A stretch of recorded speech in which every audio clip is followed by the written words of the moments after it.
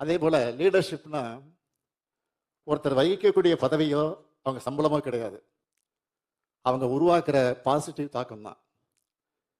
இந்த ஏஐ காலத்தில் உங்களுடைய நேர்மை தான் உங்கள் அறிவை அளவிட உதவும். வெற்றிக்கும் ஒழுக்கத்துக்கும் இடையே சமநிலை மிகவும் அவசியம். எத்தனை மாற்றங்கள் வளர்ச்சிகள் வந்தாலும் சில பேசிக்ஸ் எப்பவுமே மாறாது. அதில் நீங்கள் ஸ்ட்ராங்காக இருக்கணும். இதுக்காக பெரிய பெரிய புத்தகத்தெல்லாம் படிக்கணும்னு இல்லை. எல்லாத்துக்கும் பொருந்துற அடிப்படையான மேனேஜ்மெண்ட் பாடங்களை நம்ம திருக்குறளே நிறைய இருக்கு. எடுத்துக்காட்டுக்கு சொல்லணும்னா, அடுத்து நடக்க போறத கவனிக்கிறவங்கள தான் எந்த துறையிலும் நிலைச்சு நிற்க முடியும். அதைத்தான் அறிவுடையார் ஆவது அறிவார்னு வள்ளுவர் சொல்றார். அந்த திறன் இல்லாதவங்க எதிர்பாராத ஒரு இடைஞ்சலுக்கே நம்பிக்கை இழந்து முடங்கிடுவாங்க.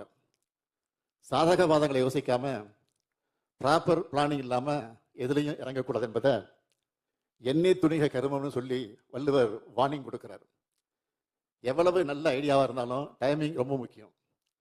அதைத்தான் காலம் அறிந்து கடிது செயல் வேண்டும்னு சொல்றார். அப்படி செயல்பட்டா உலகத்தையே கூட வெல்லலாம். சரியான ஆளை போட்டா தான் எந்த வேலையும் சரியா நடக்கும் என்பதை இதனால் இவன் முடிக்கும் என்ற குரல்ல சொல்றாரு.